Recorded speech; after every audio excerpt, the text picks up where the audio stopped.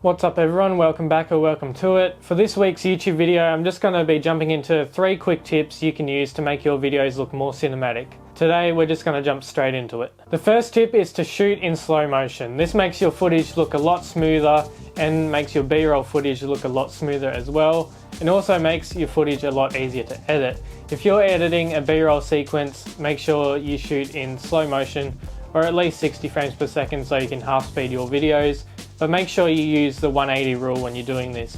If you don't know what the 180 rule is, that's when you keep your shutter speed double whatever your frame rate is. So say I'm shooting a sequence in 60 frames per second, I would keep my shutter speed at 120 to get the most optimal motion blur.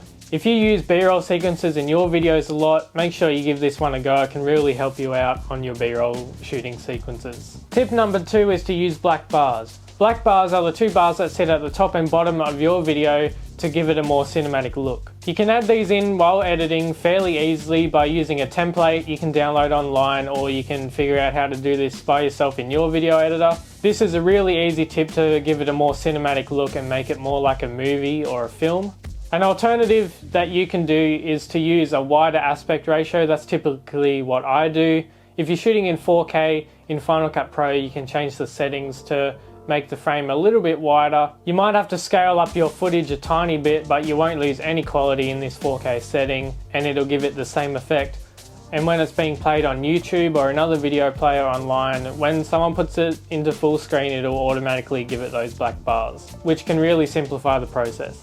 And the last tip is to color grade your footage. If you're a video editor like me, there's a high chance you know what you're doing in terms of color grading. I typically use my own LUTs, or otherwise I use a plugin called mFilmLike. It's a plugin by Motion VFX. It's a paid plugin, but I highly recommend it if you do any sort of client work or any work for yourself. I highly recommend picking a product like this up, as it can be a huge time saver in your editing. If I'm not using that, I always just use my own LUTs. I've dropped a cinematic LUT pack in about the last week or so. If you want to check that out, that'll be down in the description below. I use that on all my Instagram content as well.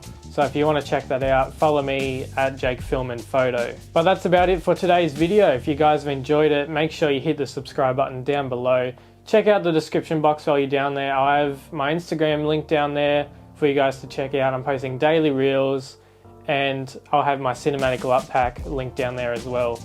It's a Gumroad store. If you're keen to check that out, maybe support the channel a little bit, I'd appreciate that a lot. I have new videos coming out every Friday at 7 PM, so if you're keen for those, make sure you subscribe and turn on the post notifications as well, so you don't miss any new videos. But other than that, thank you so much for watching. I know this has been a quicker video this week, but if you're keen for next week's video, make sure you subscribe down below, and I'll see you in the next one.